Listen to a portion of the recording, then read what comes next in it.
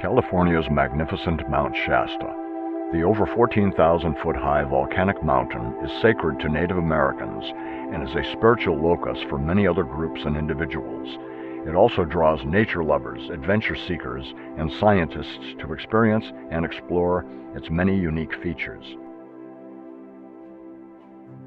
However, a short hop of 27 miles southeast of the mountain takes us to another beautiful spot. It's in a little hollow right next door to Shasta Trinity National Forest near the town of Big Bend. It's where my wife Cheryl and I stayed recently while visiting our son and his girlfriend who are building nearby. Cheryl prefers to arrange our travel accommodations. She asks lots of questions and generally scores us nice places. For this one, she booked us into a cabin on a working ranch through the online site Hipcamp. I was assured that, with exception of cell service and internet, it had all the conveniences of home, and that working ranch did not mean we would be working.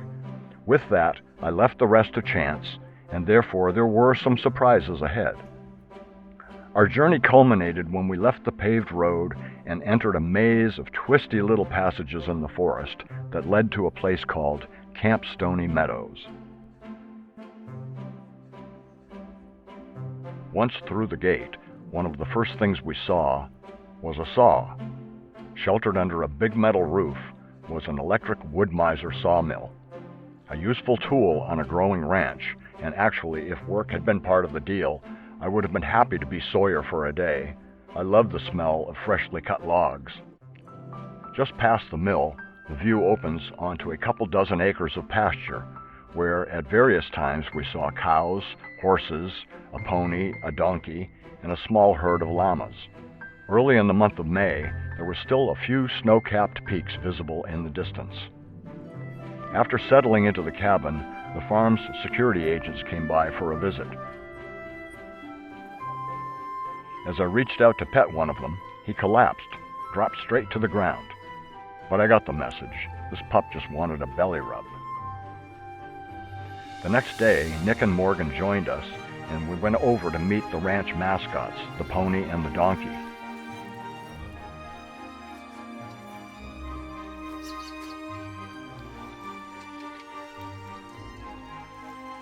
Now look at the camera.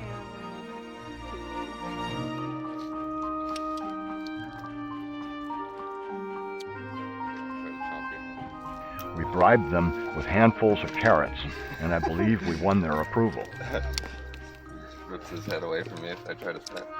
Yeah, I don't think we're supposed to try to feed the llamas. She said they're a little wild. Morgan, you want to get in here? I'm trying to take a picture of these guys. It's a good memory. I got you, Nick, but not your face.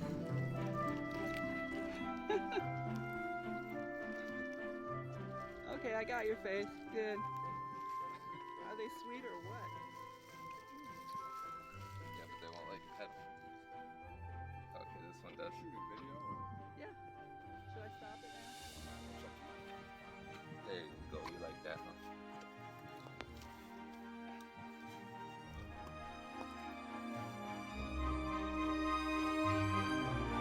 The llamas stood in the background like chaperones, eyeing us with suspicion. One of them seemed to give off a kind of, "What are you looking at?" vibe. So we pretended to look away, and fortunately no llamas were upset in the making of this video. Later, while admiring the swiftly flowing Kosk Creek, we noticed a large pipe spanning the approximately 60-foot wide stream bed and disappearing into the ground on the pasture side. Naturally, my curiosity was piqued by this pipe. The next day, I flagged down our friendly host, Scott, and I learned a little bit about him and his stewardship of the ranch. Before becoming a rancher, he worked as an electric utility lineman in Alaska. Later, he moved to an indoor job at the electric company and wrote computer programs on an Osborne 1 computer.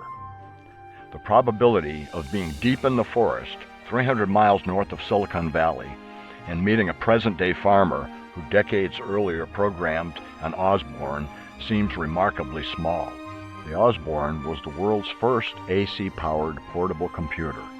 It ran the CP/M operating system on an 8-bit CPU. It had serial, parallel, and GPIB I/O and was very popular amongst engineers and apparently electric utility programmers.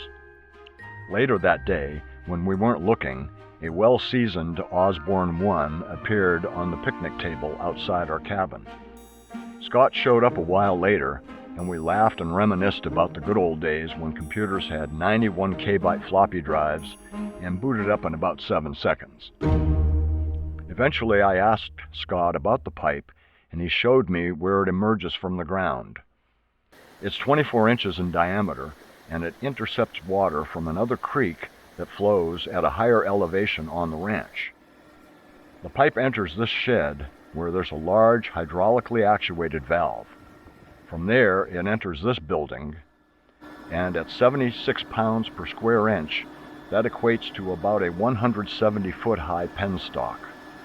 This ranch operates a small hydroelectric power plant. The water drives the big blue turbine, which spins the big gray generator.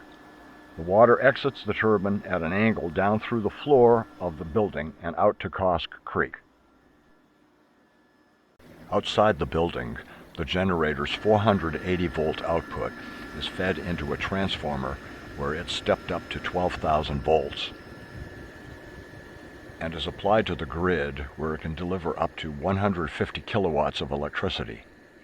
That's enough to energize the ranch, with enough left over to supply about 120 average homes.